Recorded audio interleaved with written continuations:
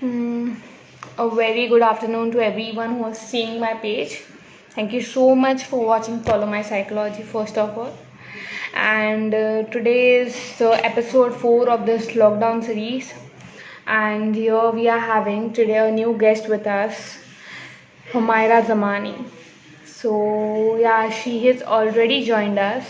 So, I'll be calling her on my live. Just a minute, it won't take up much time.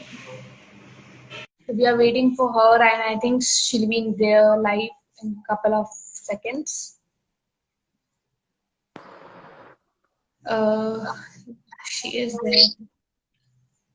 There's a connection problem actually. Just a minute, guys. Am I visible? No, you're not visible. Actually, it's totally blurred. I can't see you. One second. Should I call you again? No, I'm trying to fix this thing. Just a minute. I'll call you again. You guys will take her again. Just a minute. So, Myra, I'm adding you again. I just hope this time it happens. Yeah. Hi, Humayun Usmani. Hi, how are you? I'm good. How are you? I'm fine. First of all, thank you so much for coming on my page. You are warmly welcome on my page. Yeah. Thank you for taking me. And without any delay, we should start with our live today. Yeah. So, firstly, I would like to request you to tell my viewers about your profession, about what you're like, about your childhood days, about how you got into this field of psychology, and so you Yeah. can. I'm not I started obviously because I'm a psychology graduate and I'm a teacher. Not visible proper, like audible properly. Can you hear me? Can Yeah. you hear me? Yeah, now I can hear you. Yes. So I'm a psychology graduate and I'm a teacher at a and just like fresher over it. But I've had like experience, little bit of experience, whatever I had experience. That's what I'm willing to share over here. And about getting into psychology, it's been like my passion since eighth grade. So Your it's voice is just cracking. Voice is cracking a bit. can you hear me now? Yeah. Yeah, so getting into psychology has been a thing I think since eighth grade. So I wanted to be a psychologist since then. It's like a passion. We're quite passionate about being a psychologist since then. So I think that's it. Like I'm struggling to become it. Right now I'm doing masters and I'm doing bachelor's in Islamic psychology. So Okay. further, I'll definitely maybe it might be 4 years. I'll properly graduated and done to become like have a clinic or something like that. That sounds Yeah. really great. All the very best for your future. And I know you're gonna turn about to become a very good psychologist. I'm 100% sure because I have a lot of talks with you on calls and you are amazing with that. Thank you for the motivation. Seriously. So I prefer you that if the thing is the voice is coming, going, it's like that, no? It's withering. So if you have something like a constant, you can keep it near your earphones or something. Okay, it's not. You can't hear me. Can you hear me now? I can hear you, but it's withering a bit. Like, is it getting better? Okay, can you like pause and just fetch my headphone? That What I'm getting? I'll fetch my headphone. I said. Yeah. Okay. Okay. Okay? So guys, today we are gonna talk about child behavior with her, and I hope that before this, and even me and her, we both have been putting posts on child behavior, where we were asking questions to you, our audience, about what you want to know from a child psychologist like her. So evenly, we have been getting a lot of questions, and then we kind of piled it down. Yeah. So Can I you was, hear me now properly? yeah, it is absolutely proper now. So I was Yeah, telling okay, that correct. only that initially we had put post about child psychology, so we got a lot of questions, and today you're here. So I'm going to tell you what questions we have shortlisted, and you are with us today to answer them. Yeah, I've got two more questions actually today, yesterday. Oh, We'll that do that at last. okay, that's good. That's good. Hmm. So I'll start with the questions. Okay. Yeah. So the first question which Abhi had got, it was about a parent was writing कि दोनों parent equally प्यार करते हैं बच्चों से, but then to why the child is biased कि मुझे mummy ज़्यादा Hmm. पसंद है पापा ज़्यादा पसंद है, why I Hmm. do not like it equally. So this was a question, Hmm. and even in my childhood I had done the same. Hmm. So what are your suggestions on this? First thing is that we parents, like as parents, we should understand that this is normal to feel. Everybody wants to be their favorite child. Everybody wants, your child to choose me, choose mama, or choose daddy, or choose your partner, whatever. So that is like a basic thing. But when you go and try to understand on the deeper level, it does have a effect on mind, and we really need to stop telling children to choose who is better. Over here, you're giving an opportunity for a child to choose and evaluate. Later in life, he might compare himself with someone else. So you're understanding on the deeper level. Like, let's just go on deeper level. It must be fun, compete, having a competition with your husband or with your partner, with just for fun's sake. But then it is having an effect on your child. So right there, you stop. So, I would like to highlight the difference between love and favoritism. Your child definitely loves you, but jo pasand karna, the thing which you mentioned, is Mhm. like picking. It's a preference.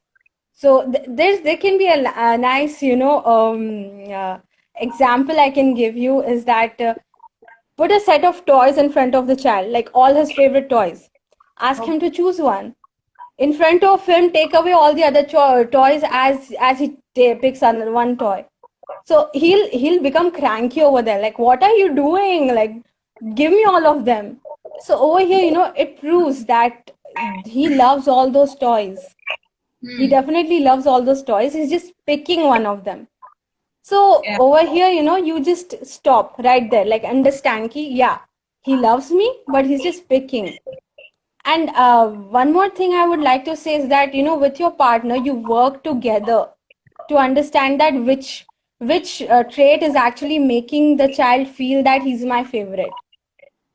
Okay.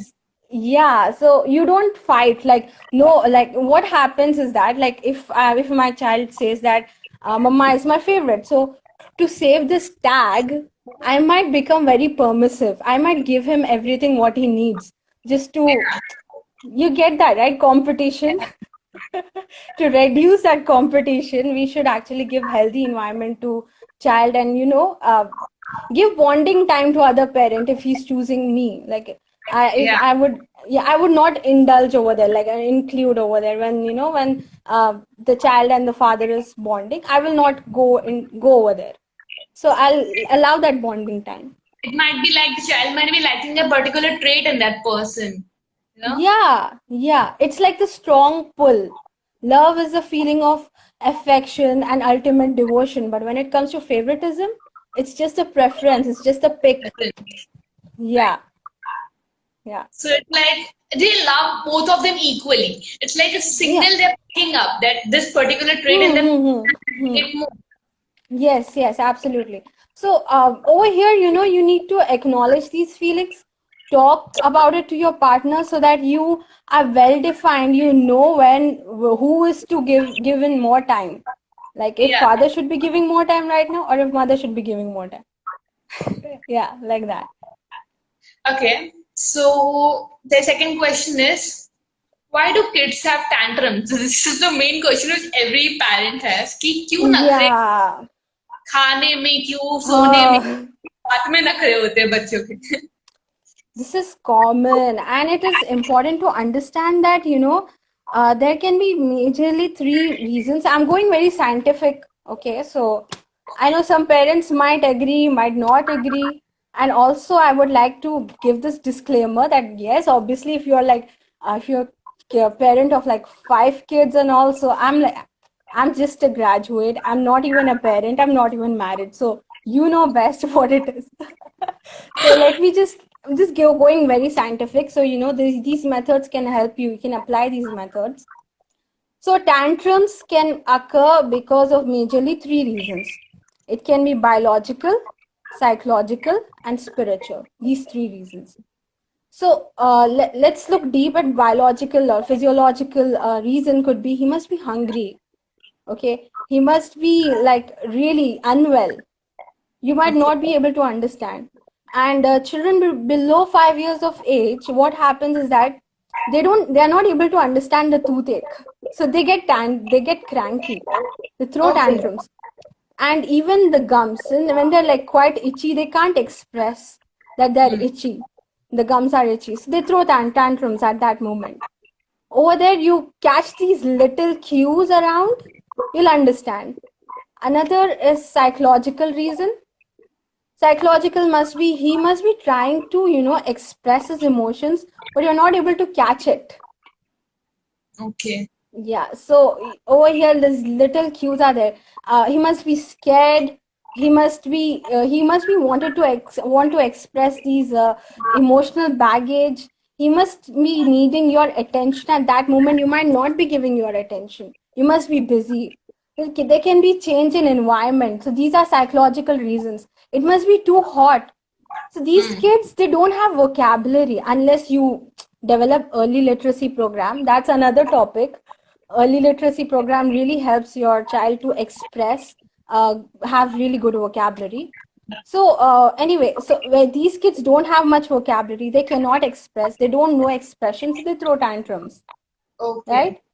And third reason is spiritual. Spiritual is that when you don't lack, like you lack meditation, you lack tranquility and peace within. So you practice this methods, like meditation, yoga. And people who believe in religion, they can go with the prayers and take out optimistic stories from the holy books. It really helps, narrate them as story time, all that can really help for the kids, like to not throw tantrums.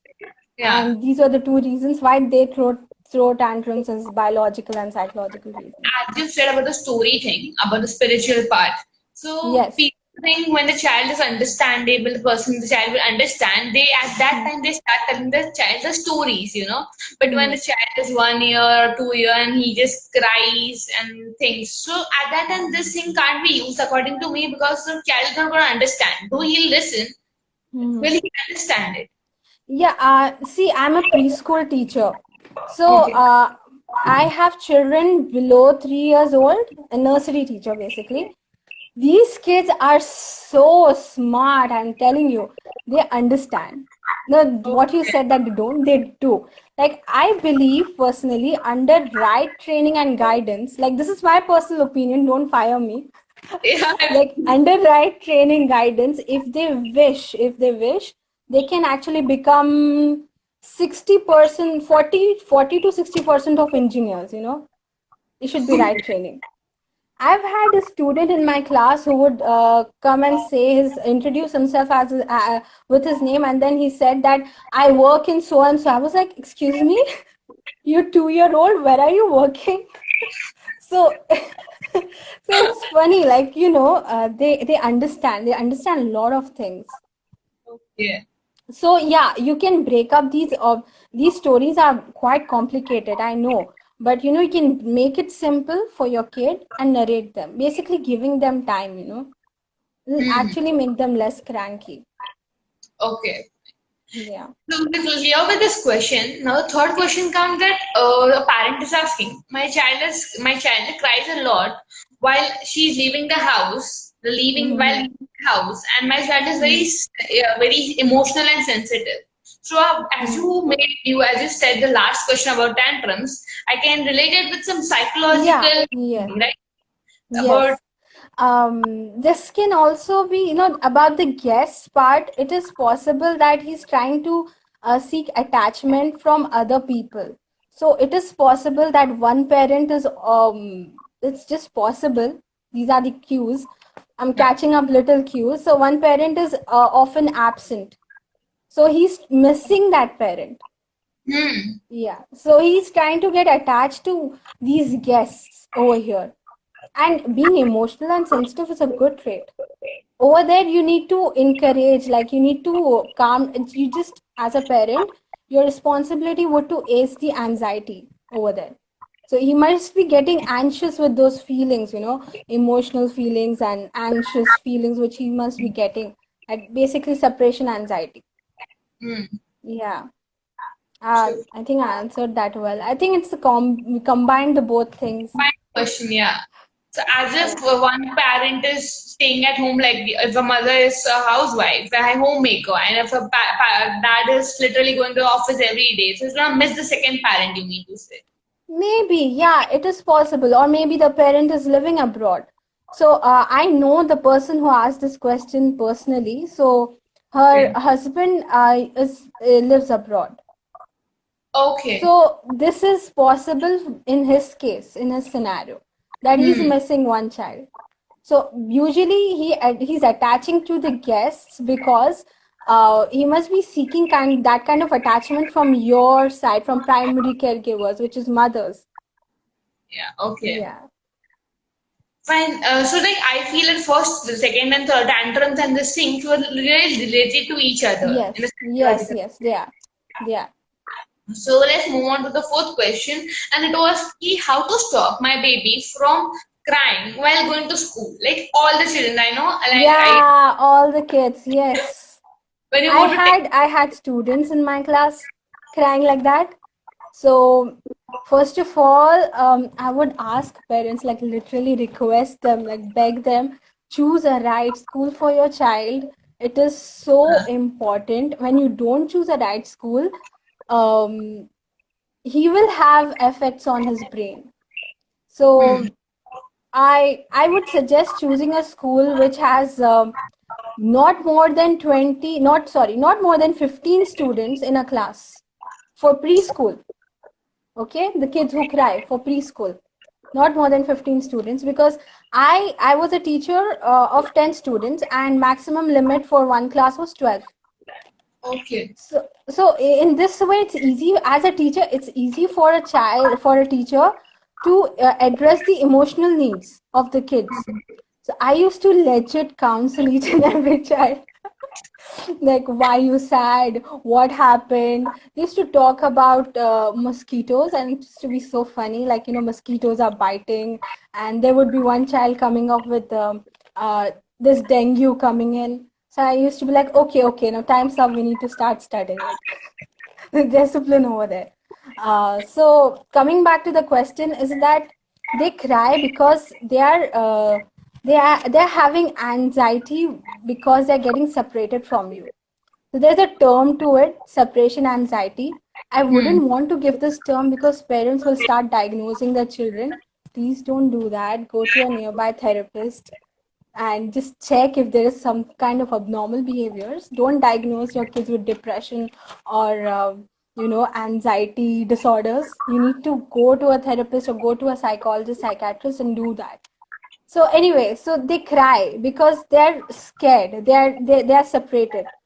To hmm, stop this crying, what you can do is you can be consistent, be regular to school. Don't stop in middle. There's a habit getting developed. When you're being consistent, there's a habit. So you should have proper goodbye session with them. You should keep promises. Okay, when I come back, you're gonna get this. Okay, I'm going to come back. So when you're anxious, basically, when you're addressing the anxiety, right? So when you're yeah, addressing the anxiety aces right there. hmm, So you're keeping promises, you're having proper goodbye sessions. This can reduce the anxiety and calm the child. And one more awesome thing which I realized in my experience is that giving kids, as soon as they give come a warm hug, like hug them when they're crying, it stops. They be like yeah. hugging you back. It's so cute, but yeah. So yeah, it really helps. It really helps. You should actually talk to teacher, and there are so many methods. The kids should come back and talk about school, so that school is actually good for them. Yeah, So the anxiety over here to go to school is reduced. We need to see the methods to reduce the anxiety which is causing them to, like, separation anxiety should be addressed over here. So I hope this helps. yeah, it will. And relating to this question, I myself have a question. Nowadays, what parents feel that my child is really active in 2 to 3 years. He speaks, she speaks, she walks all over the house. The thing is, जो pre school में करवाते हैं वो सब कुछ मेरा बच्चा कर लेता है, तो मैं क्यों उसको Hmm. डायरेक्ट नर्सरी में ही भेजा? Why need for this pre school and everything? that that what to say, nursery के पहले जो प्लेइंग के लिए बच्चों को भेजा जाता है, Play school, you mean? या play school, so they avoid Hmm. Doing this. Yeah. Does that makes a big difference as a? See, what you do at home is not what we do at school. There's Okay. a big difference. We have brain development toys. We have other students coming in. Now it's Corona time, so yeah, it's sad. But we have other students coming in. They have social interaction, social development. There's personality. The whole personality is being formed. So choosing a right school itself is a big thing. Someone commented Montessori. They have Montessori toys. There are Okay. different kind of toys over there, and we teach things which you might not be teaching at home. Right. You might not be having 7 to 8 kids around you, right? Yeah. You have Yeah, your so that's parents, it. family members, no one else. Yes. So play school really helps you a lot. So we are not like forcing kids to sit down. Like that's why I'm telling you, choosing a right preschool is important. My school, like where I worked, it was a really good place. We never asked children to sit in one place. We never asked. Like let them do whatever they want to do. Like they can you know be themselves. It's their second home. We have to make them feel like they're home. Definitely. Yeah, so yeah, it is very beneficial and you should choose a right school. Okay. So this was Yes. also very good going. You have been Yeah. answering so nicely all my I questions. hope so. You are. So this is a parental problem, I think. So this question, I fear having stubborn and cranky children. So the parent is No. asking, that she This fears. is not, no, basically she's a parent or a unmarried girl, I have no idea. Um, okay, there's so funny comments over there. Okay, so I was saying that yeah, she might, before having children or before even getting married, you should know if you're ready to do this. How to Yeah, know if you're ready? If you yourself have correct behaviors, you have proper anger management, you have proper self control. Because, see, dealing with kids for one whole year was like, oh my God, it requires a lot of patience. It changed me as a person. Like, I know I'm pursuing psychology, but even a doctor needs a doctor. yeah, true. So I definitely had to work on my patient level, patience, and all of that. Like I had to uplift my all of my bars. So that's how you come up. You know that you're ready to have children. You have to plan, and you should choose a right partner.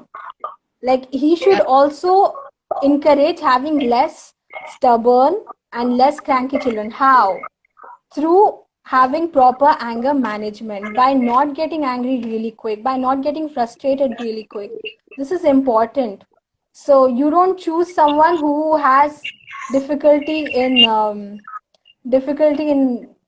choosing wrong people.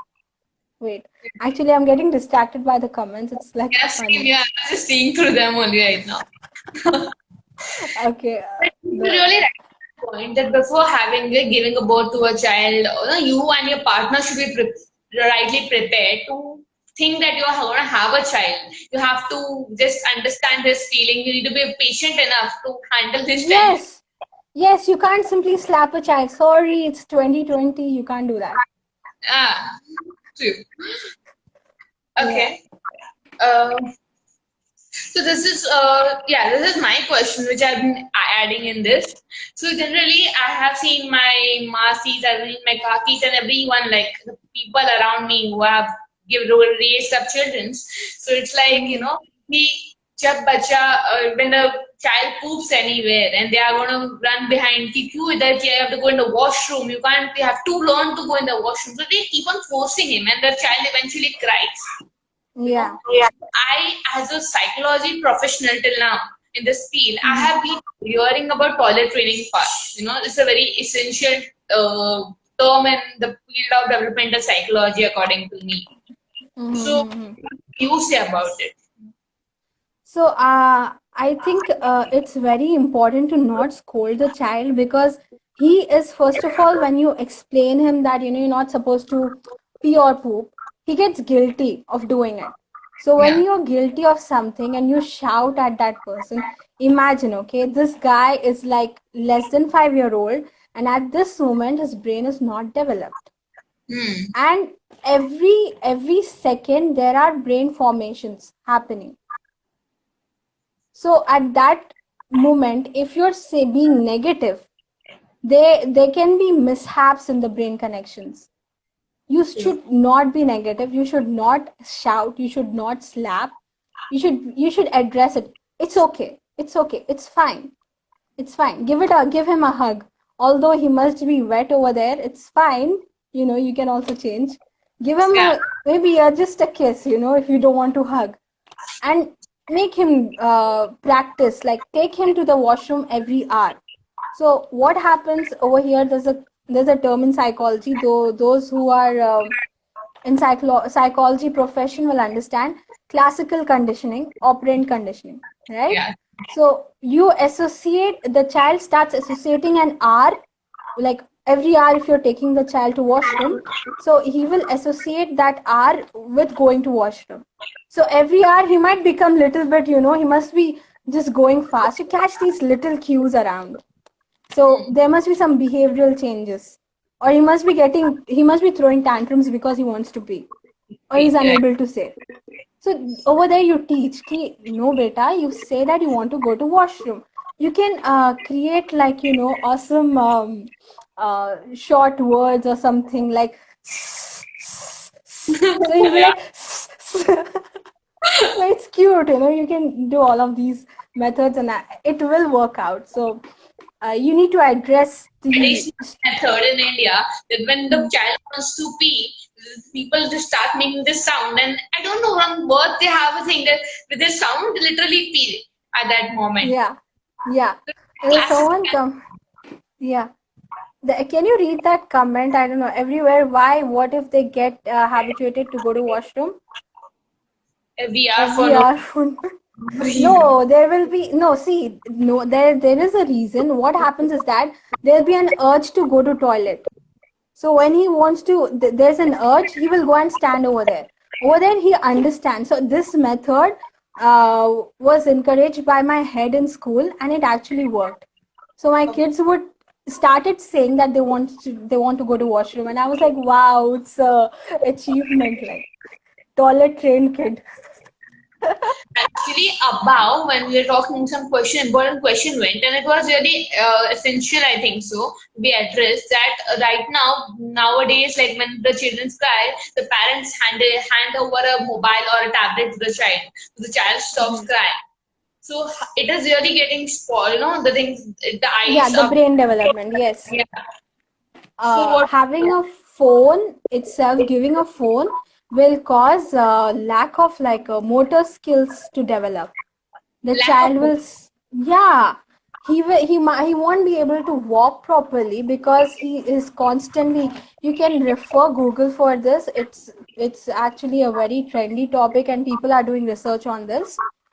So when they are constantly on phone, they're unable to walk also properly later in life. So I'm talking about kids below 5 years of age.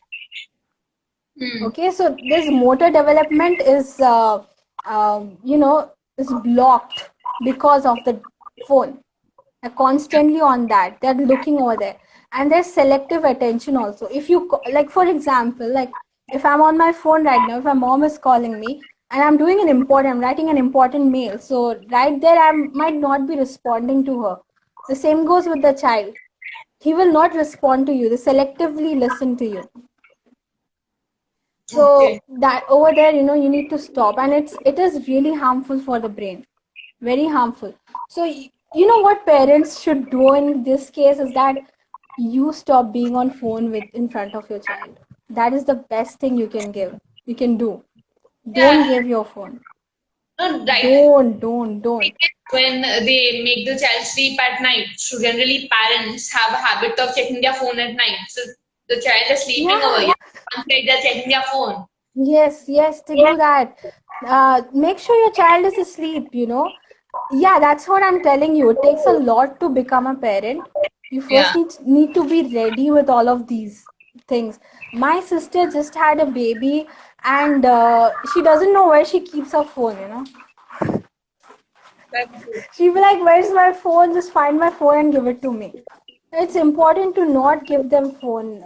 There can be behavioral mismanagement. There can be motor skills won't be developed. A lot of things. Like I can take down the list, and this life won't be over. It's like the conclusion is really harmful Yeah, for us. someone is saying it might lead to mental disorders. Yes, absolutely, it is possible. Mental It is disorder. pretty much possible. In conclusion, you can say that it's really very harmful for a child who's 5 years here, like before 5 and younger than Hmm. 5. Very harmful. So, you know what you can do is schedule, like keep 15 minutes screen time every day, above 5 years of age. Okay. I had screen time with my students in school. So it used to be for maximum 30 minutes, not more than that. Okay. Yeah. So I would show them rhymes and dance with them over there. So yeah, you That's can good. show, but make sure, like, maybe more toddlers if you want to show, like for example, people want to talk to their family members on, or they want Yeah. to show the screens.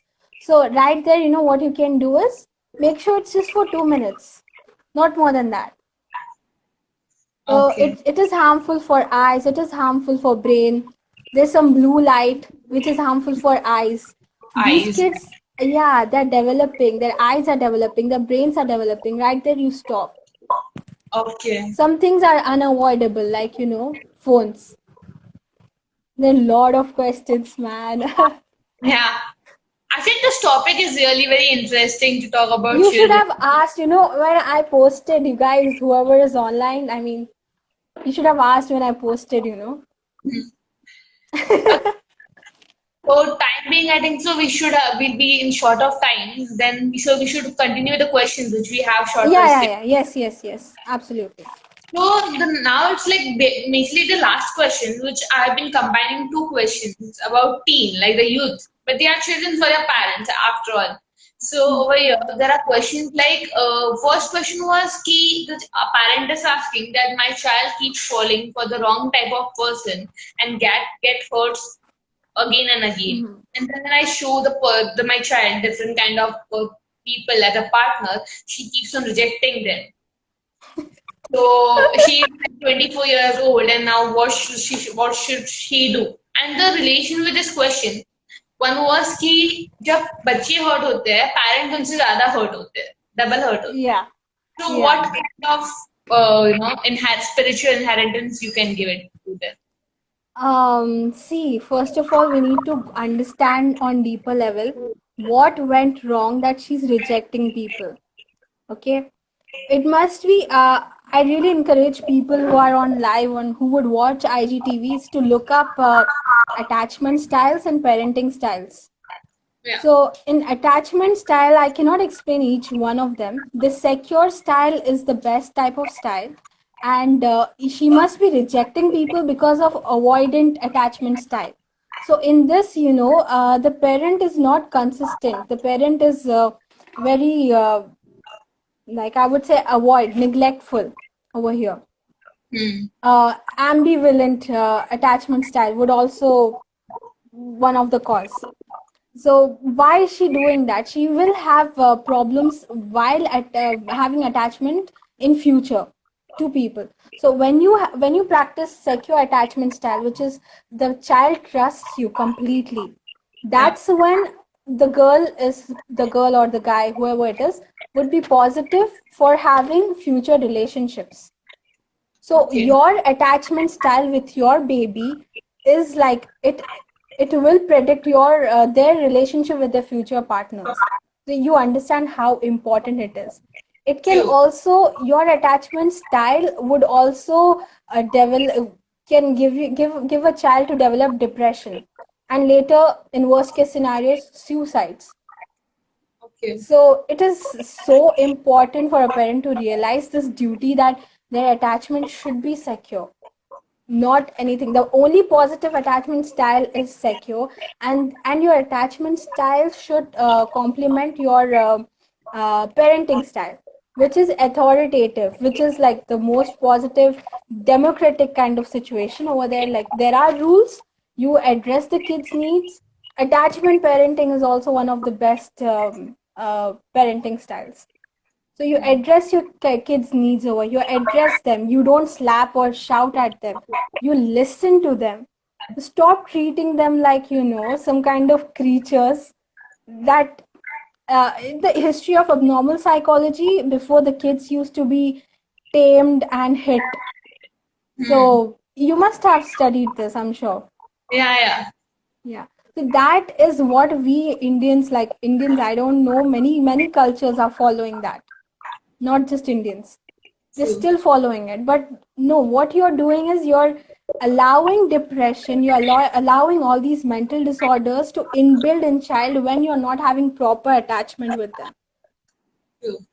So what happens? These depressions things like depression attitude goes into their genes. Hmm. Now, these people might not commit suicide, but it is very much possible to once these kids will give birth to, their children can commit suicide because of the genes. The depression can be hidden. It can Yeah. be more than 2 years. When it is more than 2 years, it gets into your genes. You need to Genes. stop right there. So it all goes back to the parents. Why did the child commit suicide? Because of you. Parents' genes, Yeah, it goes back. So you see why there are suicides, like why our generation is committing suicide, why not them? They dealt to cope with it, right? So these kids, they're growing up and they're committing suicide because it has come into their genes. They develop depression, and Right. also because there are many reasons, social media, a lot, I can list a lot. So over here, yeah, it's good that she's rejecting. Second, it's better that she finds someone better for her, because you need to understand over there what are the causes. Deeper level is attachment style, depression, all of this matters. So let it, give her some time to heal, she'll be fine. And Yeah. other question I can actually, which you said, right, about dealing harshness, etc. Yeah. I can combine that with other question which I got. I'll read that out. How does the role of a parent and friends in letting their child take decisions by themselves and not imposing their own parent decisions every time play a role in their cognitive reasoning and emotional maturity during their adulthood? This is one Okay. of the questions I got today, yesterday, I think, yesterday night. So I And think, this is a real problem nowadays, that yeah, people, the children are like, I have to listen to my parents and I have to do exactly what they tell me to do. And I can't do what I think that which is better for my life. yeah. Yeah, parents have to understand on deeper level that why is my child doing this, instead of taking out frustration. True. So really, you have to be ready for children. You need to be self balanced before you even, you kind of uh, let it out on your kids. Answering this question with the last questions which you combine is the same thing. Give an opportunity to your child for role play, instead of always helping your children, I mean teaching your children, facilitate them. How do you facilitate them? Let him, like, if he's not listening to you, he's on a cliff, and I mean just on a higher not cliff, higher board, and he's gonna fall.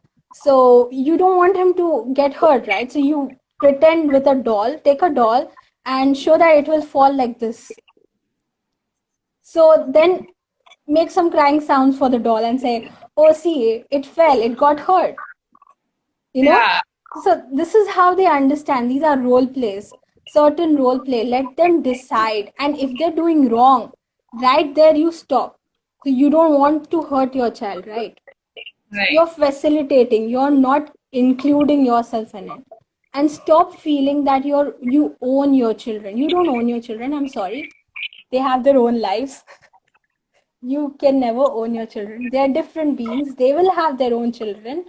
So you need to be careful at what kind of generation you're, you know, producing and letting flow.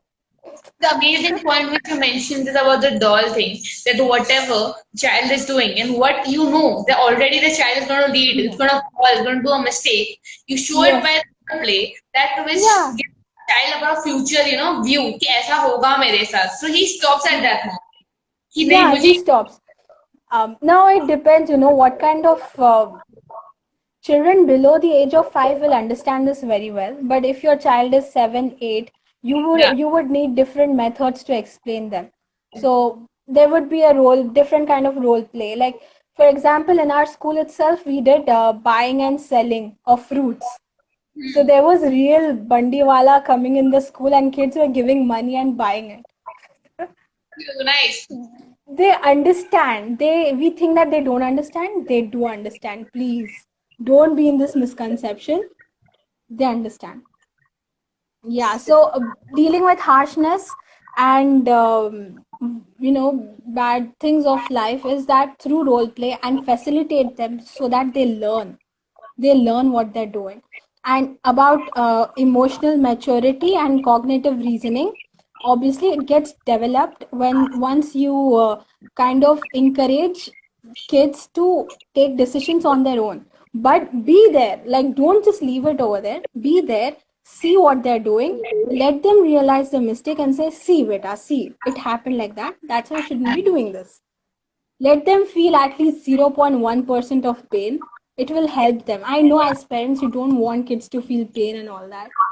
So, some pain is required to learn. True. Yeah. So you need to go through a little bit, bad to know the good about it. Not bad. See, I'm telling you to facilitate. There's a lot of difference between doing things for your children and facilitating them. You're Okay. just guiding them right there. No, no, do like this. This is better option. Don't force.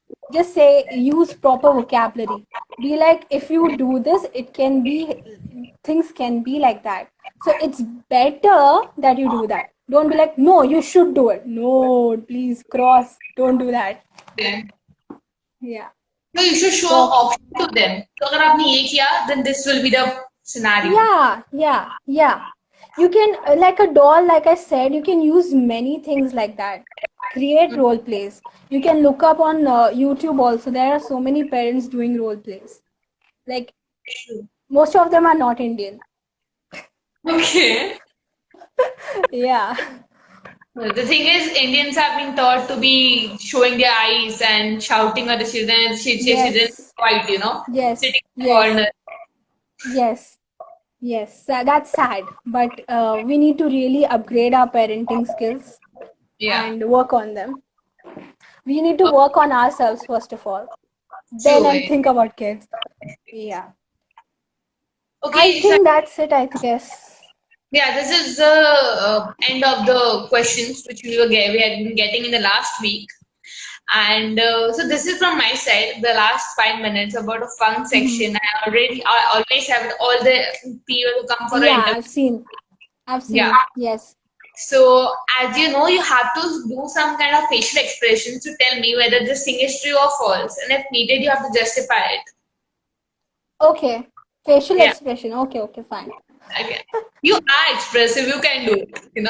Okay, yeah, right. So first Bring one it is, on. Strict parents raise well-behaved children. Really, really, Ayushi, no. So See, this, like I said, they can, yes, it's possible, but they can be like depression, anxiety disorders, OCD, all these will come inside the genes. Yeah. They mentally they'll get damaged over there. If you're strict. as we discussed before, that the parenting style is the kind of attachment they have. The child even shares the same kind of attachment with the partner. So, in the strict Yes. parenting way, I've seen the parents being dominating to the child, the person, the girl. When after marriage, she's also getting dominated by by his partner, her partner also. Yeah, yeah. She's setting her boundaries, basically. You Yeah, set your boundaries. You're not encouraging healthy parenting over here by being strict. What you can do is, by strict, I mean you should set rules, have the ground levels. Okay, yeah, if you set rules, the kid will get discipline. So bringing this discipline kind of behavior in your kid is important. At the same time, practice those needs of affection, address them, talk to them, say like, oh, practice this, saying I love you to my kid. How yeah. many of us say like we don't? We don't. We don't say. Do you like, if I go and like kiss my parents on their forehead, they'll say, what do you want? It's funny, like we are living in this kind of culture, and now it's time to break the stereotypes and become something more loving. There's something in Islamic psychology. What I've learned is that Prophet said that if you're not kind to your children, then you're not a human being. And I was like, wow, this is like, people should understand, like people of all kind of cultural backgrounds. True. Yeah. Okay. So I think we should move on to the second myth. And this is the Indian myth, totally a Indian parenting. I can say shouting gets a kid's attention. Shouting gets a kid's attention. Attention. Like, So, explain, I didn't get it. so if you shout, the kid gets your attention and he gets quiet. So for getting the kid's attention to scare him, to know that I am the I'll No, no, no, no, no, no, no, no, no, no. You're breaking the kid from inside. Dude, don't do that. Like new parents, if you're shouting at your children, especially below the age of 5, their brains are not developed. Don't do that. Don't slap them. They don't know what's happening. They don't know how to express themselves. And if they're doing something which is unacceptable to you, maybe they must have eaten a chocolate while they're sick. Don't shout at them. Say it's okay. Just say that you shouldn't have done that. Obviously, you need to address this. And then say that it's okay since you have eaten. Don't cry. Like, if you're seeing that his emotions are getting sad and all that, say it's okay and hug him. And say you should say sorry. Like, it needs to be talked about, instead of shouting. Shouting at kids shows that how much damaged you as a human, as a parent are. So you work on yourself first. you. So Yeah. shouting comes out when the person cannot manage his anger. He Yeah, patiently. yeah, frustrated. The only time you should be hitting your children is when they know that they deserve it. They should be aware of it. If you Okay. want to hit your kid, they should know that they deserved it. Like right there, they should understand. So you will, when this happens, you will see that your kid doesn't even cry when he knows that he deserved it. Yeah. So this is Okay. after the age of 7, huh? No hitting before the age of 5. Right. So this is the third one, which is a child with a psychiatric disorder is damaged for life. Really? No. Now, Early intervention is a thing. When as a child, when you're diagnosed with certain disorders, like for example, early childhood disorders are autistic. Yeah, so if you're diagnosed with that right there, if you're early, there's an early intervention. If you take to the doctor and understand that there must be different kind of behaviors, you can understand abnormal behavior. So Yeah. you go to the doctor, get it done. Over here, even schizophrenia and early intervention, I have seen a lot of case studies and read also, has helped children to become like better adults with the disorder. They live better. Okay. So early intervention is one of the important things in childhood disorders. Like if you have, yeah, you need to address it. Don't sit at home and don't be like, सब क्या बोलेंगे, मेरा बच्चा पागल है, and all that. Get lost. Don't Yeah. listen to all of that. Go to the doctor, get it done.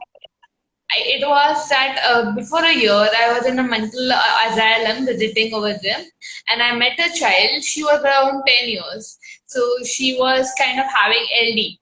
And I don't Mm-hmm. know, they were showing her to a psychiatrist, and for LD, psychiatrists were treating her with pills. Mm-hmm. It was like I told that she needs a psychologist first of all, and the second thing, Yeah, correct. the parents were literally imposing that इसको पढ़ाई नहीं होती, इसको नहीं अच्छा नहीं आता, उसको पढ़ाई आती भी होगी तो भी करती नहीं है, बहुत आलसी हो गई है, वो हो गई है. So after a Mm-hmm. bit I talked with the girl and she's like, हाँ मुझसे पढ़ाई नहीं होती, मुझे पसंद ही नहीं है. She was developing learned helplessness within her, that there is no Yes. point for my own improvement. I can't improve. Yeah. They should not give tags as to children, like especially children, don't give tags. Don't say that, she's having dyslexia. Don't Yeah, talk in front of her. So what will happen, she will start setting boundaries for herself and true. stop working on it. And I would suggest, like, doctors these days wants to give medicine for everything, even I've worked in a clinic and I saw that doctor was prescribing medicines for everything, like even minor depression, which could be treated with therapy. So I did not like that. I think first therapy should be addressed, be it a child or an adult. And then if you're seeing that if it is not decreasing, then you uh, go for medicine should be the last option because it is addictive. You might know that. Someone is writing Indian life is this. Starts the time we have to upgrade it now. We have to make it now. Yeah.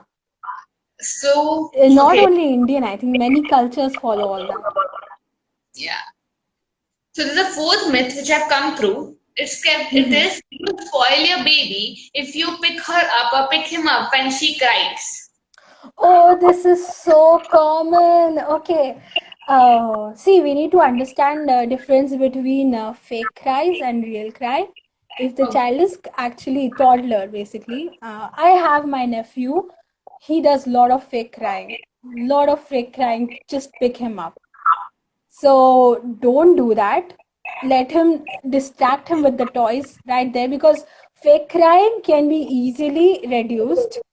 compared to the Real real cry. cry. Real cry is basically he might be hungry or kids' reasons are hunger and he wants his diaper to be changed or he's scared of something. These are the main three reasons for babies. So when your Okay. baby is crying, understand the difference, fake crying or real cry. If the Real. fake cry, distract with toys and let him lie down. Don't pick him up all the time. That will actually make him depend on you more and you will be more like, tired carrying him around all the time. And when around guests, he might, get clingy and attached to you instead of going. So let him stay on the bed, let him stay on in his whatever, stroller, rocker. Let him be there. Distract him with toys if he's crying. Okay. Nice. And now the last myth which I've come through. This is a very common myth, but it's true according to me. Parents Okay. should parents shouldn't fight in front of the children, though how big they are. Yeah. Yeah. It's correct. If any parent would fight like in front of their child, first of Yeah. all they might lose, like as adult kids, okay? They might lose hopes in happy married lives. It's so Yeah. True. sad. They lose hope. They lose hope in life. And kids under the age of 5, they might develop serious mental disorders when they grow up. Which like disorder? serious mental disorders. Yes. So one of them, what happens is that the kid's heart is traumatized right there. Yeah. So there's a trauma. So because of the trauma, there are many traumatic disorders, mental disorders. Like one of them is my favorite. Okay, it's not like I like that disorder basically. It's not my favorite. Uh, Dissociative identity disorder. We have Oh, many movies regarding this disorder. There are many identities they form. They don't know who they are who they because are. of the damaged self. So, because of the trauma, such disorders can be formed. Why is the trauma happening? Parents are fighting. They can, like, not only the normal fights, I'm talking about the major fights, there's physical harm, violence. Abuse.